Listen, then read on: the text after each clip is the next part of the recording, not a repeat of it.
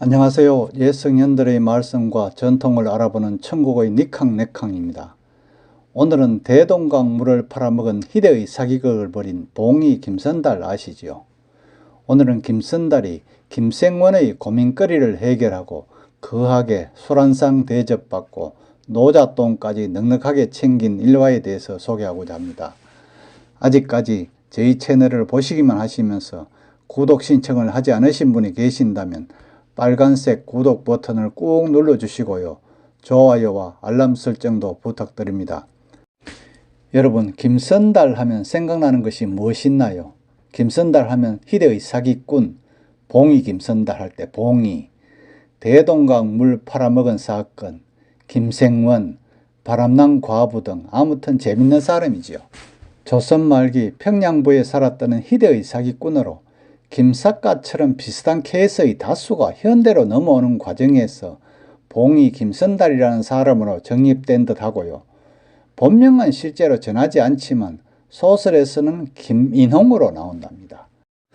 사기꾼 기질이 강한 중년에 비해 젊었을 적에는 무술에 능한 청년이었기에 무과에 급제해서 선달 호칭을 받았다고 해서 김선달이라고 했다는데요. 그런데 판본에 따라서는 이것도 학질 걸린 척하고 시험을 봐서 넘어가는 사기를 쳤다는 이야기도 있다는데요. 내용을 한번 알아보면 한여름에 김선달이 속옷을 둘둘 껴입고 시험장에 나타나자 시험관이 의아하게 생각했겠죠. 이에 학질이 걸렸다고 했대요. 시험관이 혹시 자기도 병이 걸릴까봐 무서워서 멀찍이 떨어져서 경전을 외워보라고 했답니다. 그럼 무슨 말인지 잘 들리지도 않겠죠.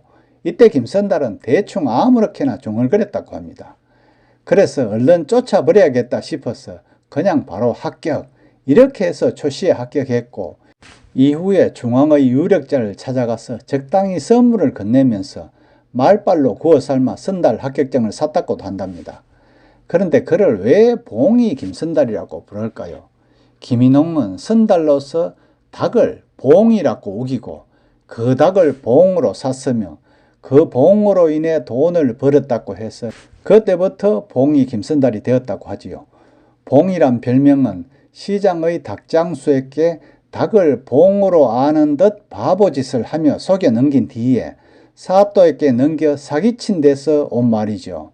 판본에 따라 바가지를 씌우는 나쁜 닭장수를 엿먹이기 위해 그랬다고 하기도 한답니다. 시장의 닭을 비싼 봉으로 팔고 있는 상인들의 위계, 그러니까 사기지요.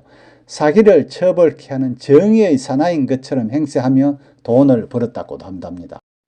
김선달이 봉이가 된 내용을 살펴보시려면 위 우측 상단에 나오는 자막을 클릭하시면 자세히 보실 수가 있답니다. 이런 봉이 김선달이 하루는 아름다운 대동강가를 어슬렁어슬 거닐며 걷고 있을 때였죠. 그런데 사대부 집에 물을 길러다 주는 물장수들이 많이 와서 대동강 물을 그냥 마음대로 퍼가는 것을 보고 기발한 아이디어로 물장수들을 주막으로 데리고 와서 살살 꼬드겨 대동강 물을 4,000냥에 팔아먹은 희대의 사기꾼이기도 하죠. 김선달의 대동강 물 사기 사건을 보시려면 지금 보이는 우측 상단의 자막을 클릭하시면 됩니다. 이런 희대의 사기극을 벌인 봉이 김선달이 돈도 좀 벌었겠다. 그래서 술도 한잔하고 주모도 어째 해보려고 어느 마을을 지나가다가 출출해서 주막을 찾아 들어갔는데요. 동동주를 시켜놓고 주모와 수작을 부리고 있었는데 옆자리의 사내들이 그 마을 김생원댁 아들 이야기를 하고 있더래요. 김생원댁이 얼마 전에 귀한 아들을 보았는데 아들의 머리 색깔이 까맣지 않고 누런 황토색이라는 말이 많다는 것이었죠. 머리 색깔이 황토색이라 평소에도 궁금증이 들면 참지 못하는 김선달의 성격상 그냥 지나칠 수가 없었겠죠. 그래서 이번에도 한 건 하자 이런 생각으로 김선달은 다음날 아침 김생원 댁을 찾아갔대요. 가서 자초지종 이야기를 들어보니 사연은 정말 기고하더라고요. 나이 40이 넘도록 김생원은 슬하에 자녀가 없어 쓸쓸하게 지냈는데 그 아내가 깊은 산속에 있는 절로 가서 치성을 드리러 다닌 지 1년 반 만에 하늘의 도우심인지 귀여운 옥동자 하나가 태어났다는 거였어요. 예전에는 이런 일들이 많았죠. 결혼하여 옥동자를 낳지 못하면 여자가 쫓겨나는 경우도 많았기 때문이죠. 그런데 옥동자를 낳긴 하였는데 이상하게도 아이의 머리카락이 누런 황토색이라 이를 이상하게 여긴 김생원은 이웃 마을에 사는 어원을 불러 이 아이의 머리가 어찌하여 까맣지 않고 황토색이냐고 물어보았대요. 그 의원은 아무리 뜯어보아도 김생원 댁 마님의 행실에 의심이 갔겠죠. 혹시 요즘 말로 혼외자가 아닌지 걱정은 되었지만 그렇다고 섣불리 그런 말을 입 밖에 낼 수는 없었지요. 그래서 의원은 아마도 조상 탓인 것 같아 이렇게 얼버무리고 돌아갔다는 이야기였어요. 그런데 의원도 이런 걸 해결 못했지만 김선달은 해결하는 데는 정말 다른 사람 뺨칠 정도였죠. 자초지정 이야기를 다 듣고 난 봉이 김선달은 깊이 생각한 끝에 일부러 김생원 댁의 부부 생활에 대해서 자세히 물었어요. 어른께서는 며칠에 한 번 정도 안방에 들어가시는지요? 그러니까 다 늙은 나이에 자주 들어가겠소? 이렇게 대답을 하니 다시 일주일에 한 번 하니까 고개를 절레절레. 그럼 한 달에 한 번 정도? 그래도 김생원은 또 고개를 가로젓대요. 그러자 김선달은 또다시 물었는데요.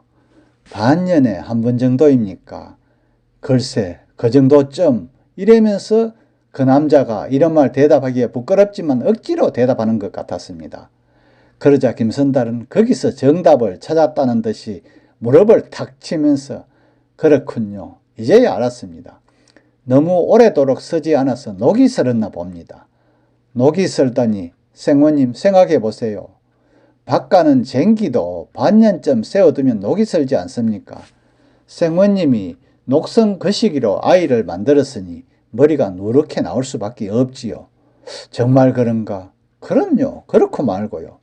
앞으로는 녹이 슬기 전에 안방에 자주 들어가십시오. 그러면 머리가 까만 아이가 태어날 겁니다. 이렇게 설명을 해서 김생원 댁 걱정거리를 말끔하게 해소해 주었고 김생원 댁에서는 거하게 술 한 상까지 받아 먹었다 하지요. 그러니 그 집 마님도 오명을 벗어났다고 노잣돈까지 넉넉하게 쥐어주었다고 하네요. 정말 믿거나 말거나 하지만 그럴듯한 이야기죠.